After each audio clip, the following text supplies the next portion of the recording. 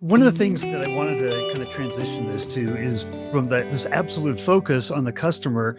Everybody needs it because you have a point of view that everyone is a salesperson in the company. I do. I think everyone has to be. We cannot afford to not have everyone being a salesperson in a company. Everyone should be able to have that 30-second conversation with their friends, their family, their neighbors, people at a cocktail or social gathering of some kind. Like, what do you do? What is the company you're a part of where you spend the majority of your life? What's their purpose? What are they here to accomplish? What are they here helping, society solve? Right? We all should need to have that speech, that communication ability and understand it. I think it goes back to also what you and I were talking about before. Is everyone clear what the mission of the company is? Right. And that's what it really shouldn't be to me. Oh, we are I don't know, accounting firm. No. What are you here to solve? What does that do for people? And I think that's how people connect best, in my opinion. It's amazing. I run a podcast in the HR talent industry, and people want, I think you said it earlier, they want to have a purpose. They want to be at a company that they feel has a purpose and they want to be a part of that. It's a reason why they want to get up and be a part of it every single day, right? And so if you feel like that, you're going to become a natural salesperson for the company. 100%. Look, I don't know somebody who doesn't go home to their family or their friends, and their family or friends don't ask them, what do you do? What is it that you do? Right.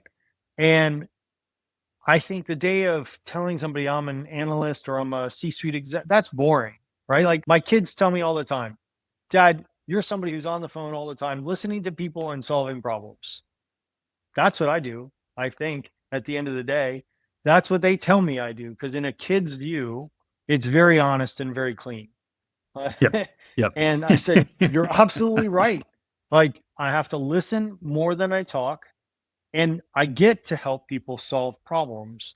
That's a privilege that I enjoy.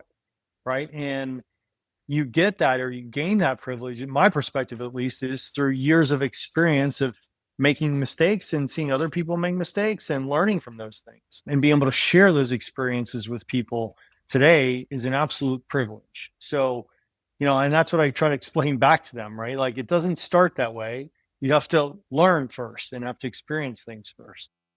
You know, a bunch of stuff in there I would love to talk about, you just said, but one thing in particular, you said, I have to listen more than I talk.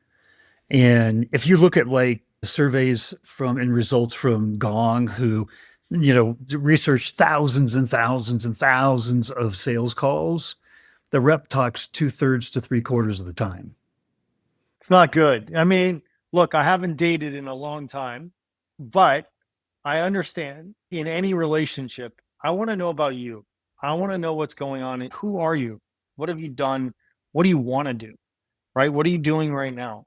What's most important on your mind? That's the same conversation is super important with all the humans that we're interacting with at other companies. Just because we're at work does not make that any difference. There's an old saying like people don't care how much you know until they know how much you care about them.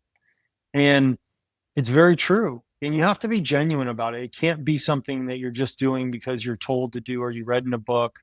That doesn't make any sense and it doesn't ever work out. Right. But if you genuinely care, then you're going to genuinely ask questions. You're not going to talk about yourself.